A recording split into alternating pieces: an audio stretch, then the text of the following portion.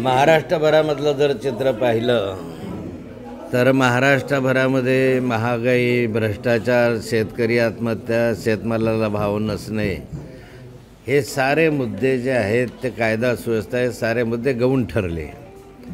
आणि यामध्ये लाडके बहीण असेल का आर्थिक प्रभाव असेल, हे मुद्दे त्याच्यावर वरचढ ठरले. मोठ्या प्रमाणावर लाडक्या बहिणीचा यांनी वापर म्हणजे जो प्रसिद्धी दिली त्याचाही काही परिणाम याच्यामध्ये दिसतो आहे. आणि या बरोबरीला सर्व ठिकाणी जे आर्थिक व्यवहार झाले ते अपेक्षेपेक्षा जास्त होते.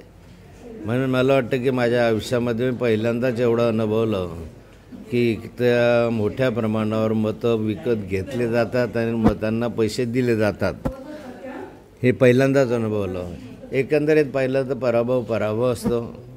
त्यामुळे हा पराभव रोहिणीताईंचा असेल का माझा असेल हे मी मान्यच करतो.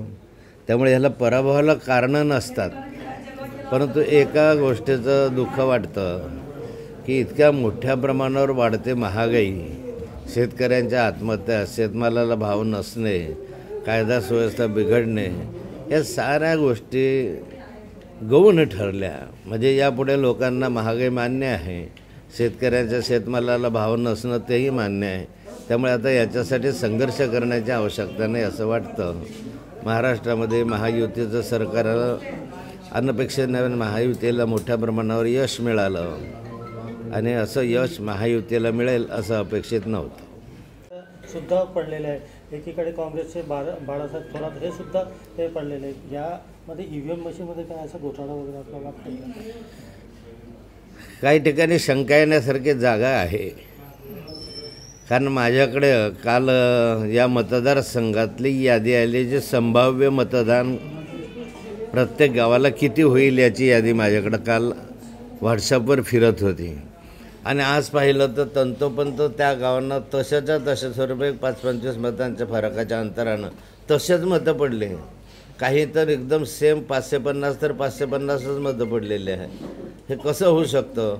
काल जी यादी आली त्याच्यामध्ये एकाही मताचा फरक नाही, असं कसं होऊ शकतं? त्यामुळे शंकेला वाव आहे, परंतु ह्या शंका कुशंका घेण्यात अर्थ नाही आहे. पराभव आहे. क्षण देखील पाहावयास मिळत आहे. नाही, या मतदारसंघामध्ये गेले 40-45 वर्ष गोरगरीब माणसाशी माझी नाळ जुडलेली आहे. आणि या ठिकाणी सर्वांना आश्चर्याचा धक्का बसला की इतक्या मोठ्या प्रमाणावर प्रतिसाद प्रत्येक गावात असताना पराभव कसा होऊ शकतो.